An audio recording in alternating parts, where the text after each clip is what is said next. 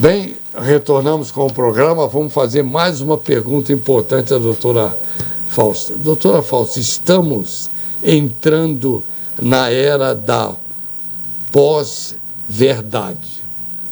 O que é isso e qual é a importância do pensamento crítico nesse momento? Opa, que pergunta!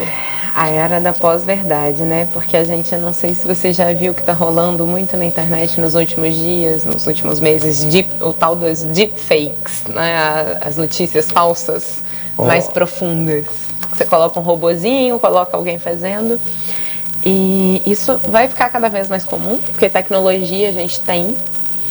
E daí, a minha percepção é de que a gente, tem que usar realmente nosso pensamento racional. Raciocinar, mentalizar e ver o que vai entender, o que não pode entender, o que e o que pode sentido. e o que não pode fazer e o que faz sentido. O que faz sentido, que a gente estava conversando aqui. Hoje é um perigo danado, olha. Isso aí é um perigo danado.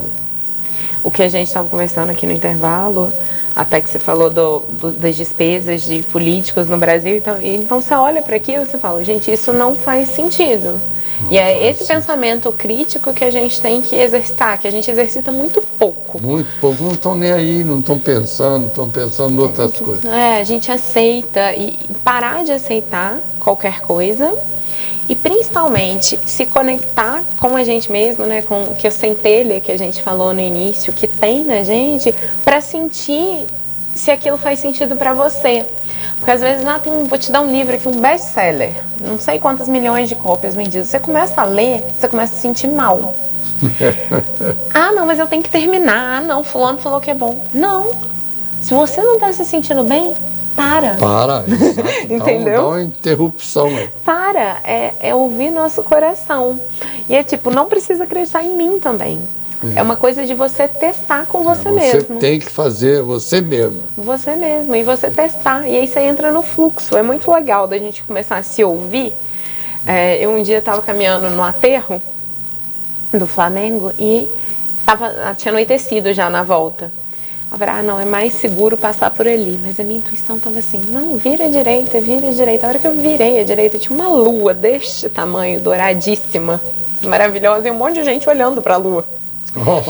E aí, assim, esses pequenos testes foram me mostrando que faz sentido, de fato. Faz sentido e te ajudou também a ficar tranquilo, né? Sim. Com segurança. Com segurança. Tá certo. Agora, doutora Fausta, qual é o comportamento humano que a doutora considera mais prejudicial e por quê? Para mim, é o vitimismo. A gente achar que a gente é vítima do mundo, achar que tá todo mundo contra a gente, achar que a gente é uma vítima mesmo. E que aí, o que a gente não entende? Quando a gente se coloca na posição de vítima, há alguns ganhos, de fato. Por um tempo, em geral curto, você vai ter mais atenção das pessoas que estão à sua volta, porque elas vão estar ali tentando te ajudar. Até elas perceberem que você não quer sair daquele lugar.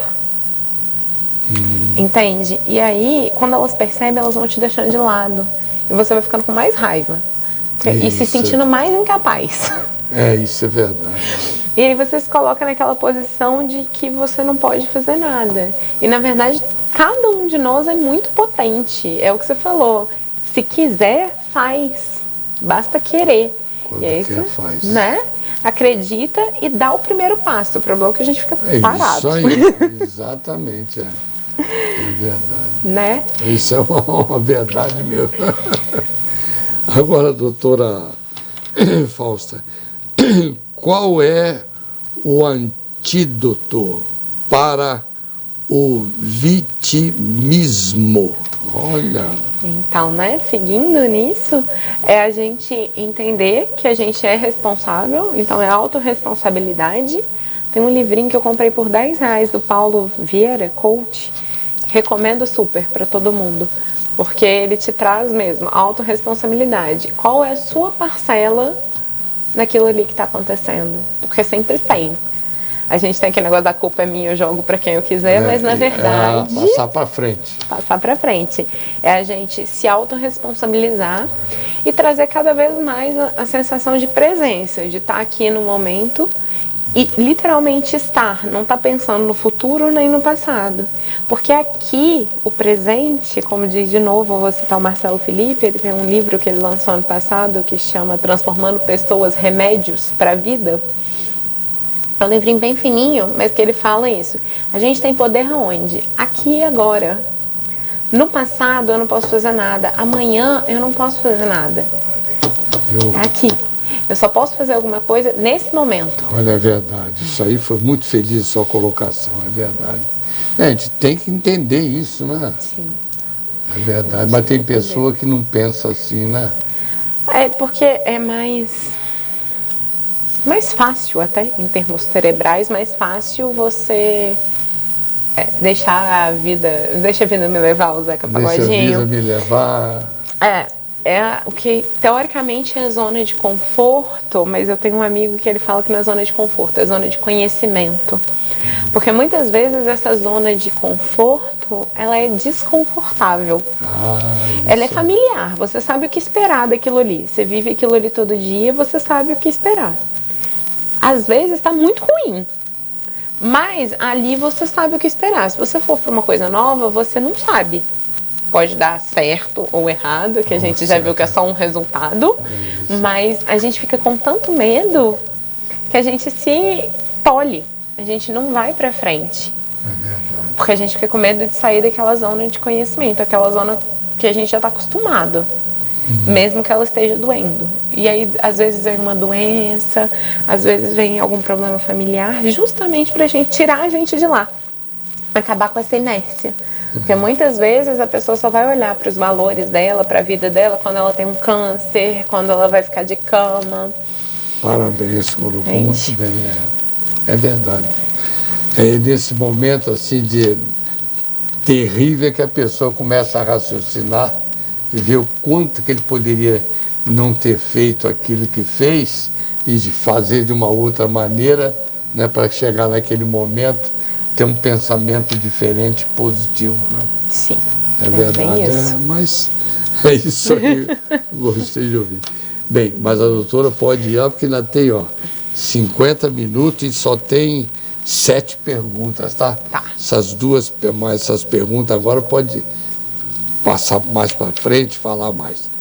Doutora Fausta, acredita que uma sociedade em que todos tenham abundância é possível? Olha que pergunta boa.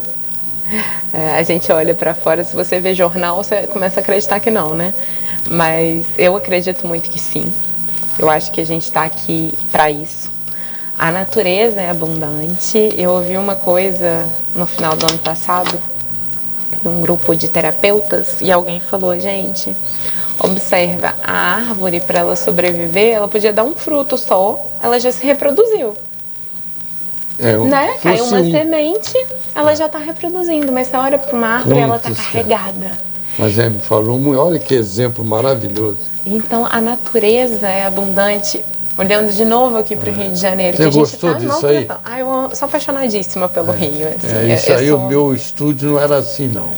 Eu lembrei lá do Cristo e lembrei da cidade maravilhosa, né? Aí colocou aqui e lá fica bonito, né? Parece bacana. É verdade.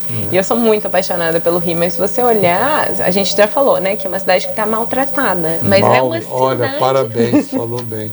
Tá não é mais aquilo que a gente via. Mas olha a natureza como ainda é abundante, como é maravilhosa. Todo dia tem esse pôr do sol espetacular lá.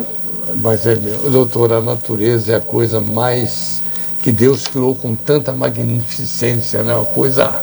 magnanimidade, aliás, uma coisa fantástica que o homem está destruindo.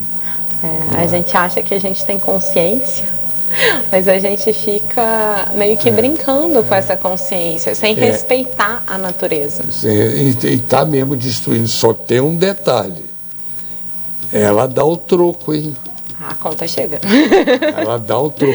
Olha, a gente vê aí em outros países, aí a gente tem que agradecer a Deus o dia inteiro e a noite inteira, que aqui não tem terremoto, vulcão, essas coisas todas. Você vê, tem lugar aí que tem vento de 300 quilômetros por hora. Leva prédio, leva tudo. Você vê, aqui não tem. Mas já está começando a dar tremor aí, ó. No Brasil já teve um tremor aí. A ventania também está crescendo, a chuva também. Então a gente tem que fazer a nossa parte. Foi como disse ela, a doutora Fausta.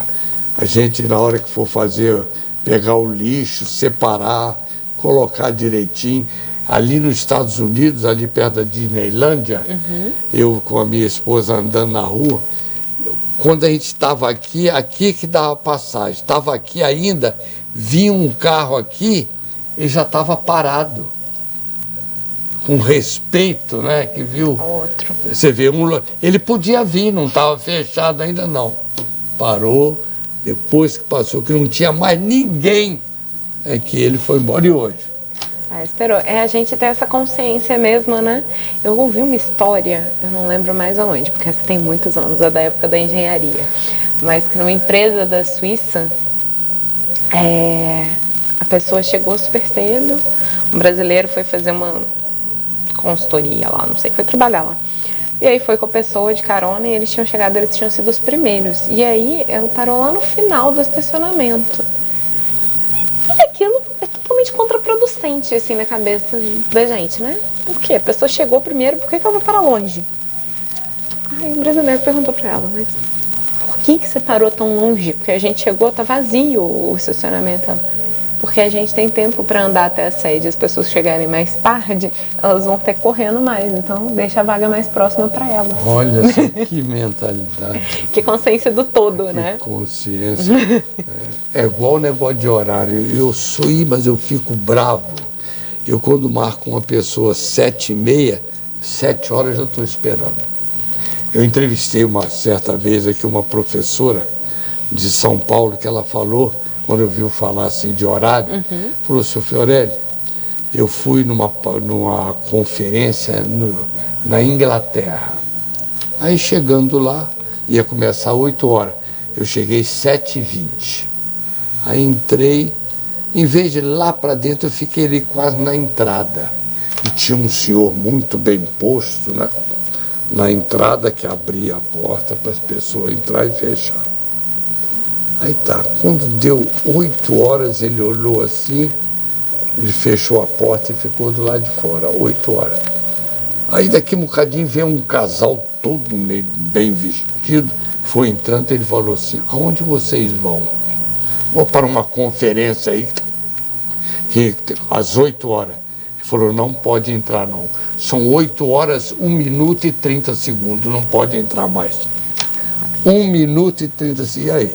A gente aqui no Brasil tem problema. Aqui é uma coisa incrível. É uma coisa que eu trabalho em mim, não atrasar, porque eu era muito atrasada. Olha, eu tenho defeito ou virtude de fazer isso.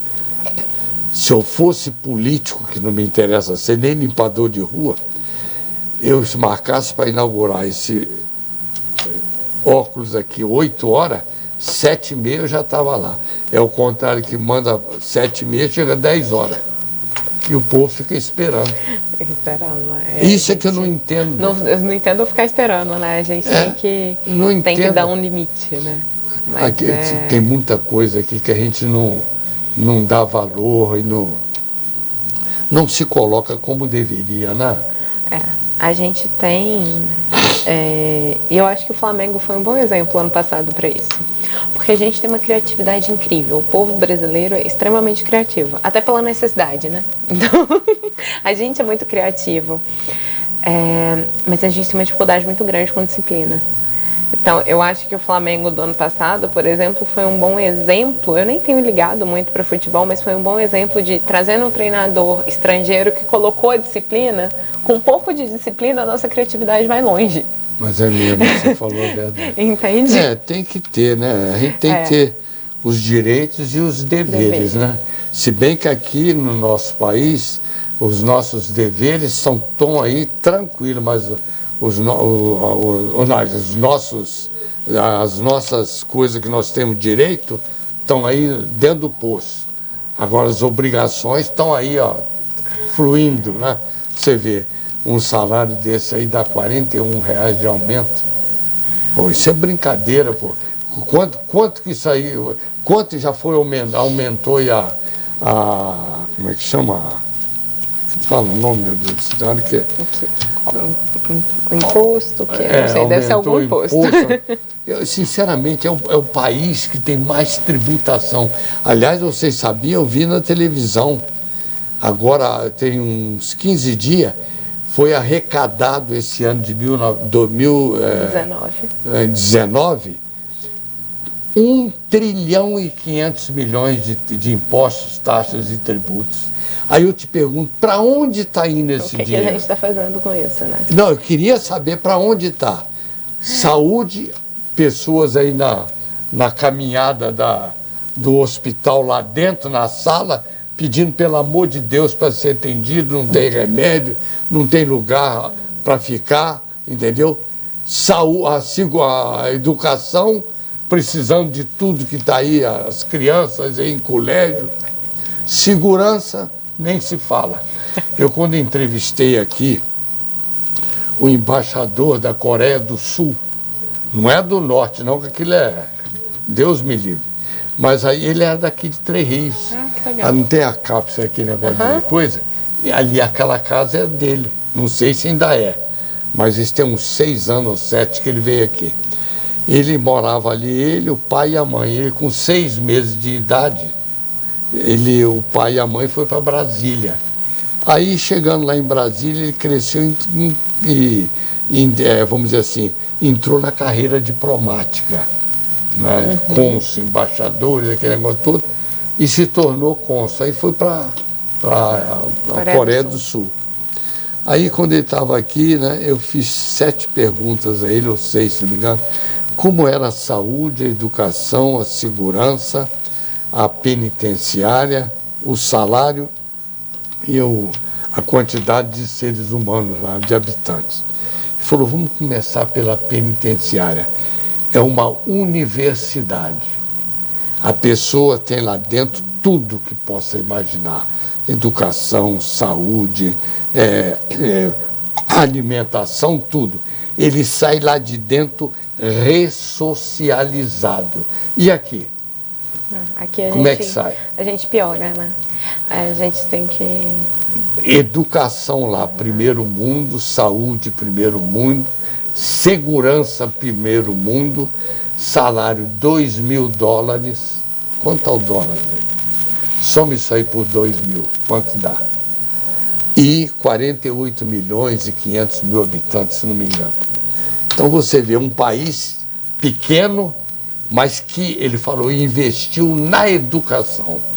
Um povo educado, entendeu? Ele tem uma outra imaginação, uma outra concepção, não é? Agora aqui não. O que eles estão querendo? E eu sempre falo aqui, doutor Afonso, que enquanto formos incultos e subnutridos, nunca seremos uma grande pátria. De fato. É o que a gente vivencia aí nesse país, né? É o que a gente tem que olhar, né, com muito carinho, que essas coisas vão ter que mudar, porque a gente está chegando num auge. Realmente a educação muda, você investir em educação muda, mas tem aquela famosa frase, que eu acho que é do Darcy Ribeiro, mas não tenho certeza, que a educação no Brasil não é um problema, é um projeto, né? A falta de educação, no caso. Porque quando a gente tem pouco acesso à educação, à informação, a gente é facilmente manipulável. Parabéns. E daí, por isso que eu tenho, hoje em dia, até me afastado um pouco de notícias externas e trazido cada vez mais para o meu interior e estimulado as pessoas a irem para o interior delas mesmas, porque a gente tem, óbvio que a educação ajuda muito, mas inato a gente tem esse senso crítico. Só que a gente esquece dele, porque a gente entra em transe. Quando você está vendo televisão, por exemplo, em poucos segundos, se você for olhar pelo ponto de vista hipnótico, você já está hipnotizado. Sai hipnotizado. Então tudo entra no seu subconsciente. Mas é mesmo, é verdade. Agora, doutora Fausta, qual é a diferença entre ser normal e ser natural? Olha que pergunta importante. A gente confunde muito, né? A gente acha que ser normal é ser natural. Mas ser normal tem muito a ver com aquilo, com as coisas que a gente combinou que vai fazer na sociedade. Sabe? Eu combinei com você que eu vou fazer isso. E daí a gente faz. Então, por exemplo, a sociedade meio que combinou com as pessoas adolescentes de classe média hoje. Combinaram com eles que eles vão estudar para passar no vestibular. Mas muitas vezes não é o que eles querem. Aquilo é normal? É normal, porque a gente combinou. Mas ele está indo contra a natureza dele, porque a natureza dele às vezes é ser um artista, é começar a pintar, é começar a fazer outra coisa. E a gente confunde muito isso. E aí a gente acha que o normal é você estudar mais ou menos o quanto você puder, aí conseguir um emprego, ir lá trabalhar 8, 10 horas por dia, voltar para casa, dormir, arrumar casa, faz coisa, sai correndo, come. E isso é normal? É normal, porque tem um monte de gente fazendo. Mas isso não é natural. Não é natural. Gostei, gente, dessa colocação. Agora, doutora, aqui, quando chegar, ainda dá 6 minutos, tá bom. A lei da atração realmente existe? Como podemos fazê-la funcionar a nosso favor? A lei da atração. A lei da atração é muito falada desde o segredo. Tem muita gente que contesta e fala que isso é coisa de maluco. Mas, na verdade, fisicamente ela funciona muito bem. O que acontece? No segredo, por exemplo, do documentário, eles contaram pra gente só, pensa positivo que você vai atrair positivo. Pensa positivo que você vai atrair positivo. E não é só pensar. Porque o pensamento, ele imagina, ele dá a base. Mas não é ele que tem a força de criar. A força de criar, quem tem é o coração, a nossa vibração interna. Então, pra gente fazer a lei da atração funcionar a nosso favor, a gente tem que estar sentindo. A Andresa, minha professora de São Paulo, ela dá um exemplo muito interessante, que é a lei da atração, por exemplo. Tem gente que fala, fala assim, eu vou ficar rico, eu sou rico, eu sou rico, eu sou rico, eu preciso virar rico. Aí ela, imagina, você tá num ônibus lotado, voltando em pé, de 8 horas de trabalho, e você tá lá, eu sou rico, eu sou rico, eu sou rico. Aí o que seu cérebro entende? Nossa, mas isso aqui é horrível, eu não quero ser rico não, pelo amor de Deus. Não, mas né? Então, se você quer ser rico, primeiro que a gente tem que entender o que é um desejo real do nosso ser e o que é o que a sociedade acha bonito. Então, a sociedade acha bonito ser rico, mas eu, na verdade, não necessariamente quero ser rica. Entende? Eu posso querer só ter uma casinha no meio do campo e morar lá com a minha família. E aquilo vai ser o ser rico para mim. Então a gente tem que primeiro diferenciar o que é um desejo genuíno no nosso ser, o que faz sentido pra gente, e não pra gente mostrar pro outro, pra ele achar que a gente tá bonitinho. E aliás é o que se vivencia hoje. Né? Porque aí a gente faz as coisas pro outro e o que acontece? Você cumpriu todos os protocolos. Aí você chegou, você é o melhor, sei lá, médico da sua área, você tem dinheiro, você tem tudo de material que você quer, mas você tá triste e você não sabe por quê. Entende? É isso. É pra gente olhar pra gente e falar, cara, não, isso aqui, embora faça todo sentido pra sociedade, não faz sentido pra mim. Porque, por exemplo, pra mim, na minha história, eu sou engenheira de formação. Então, se eu, engenheira de produção, tivesse ido trabalhar numa multinacional e não tivesse dado certo, por exemplo, e eu ficasse doente, eu ficasse alguma coisa, tivesse infeliz, eu fiz o normal, eu cumpri o protocolo, mas não estou bem. Aí as pessoas vão falar, poxa, mas pelo menos você fez o que você tinha que fazer. Agora, eu enveredando por esse lado que eu enveredei, das terapias holísticas.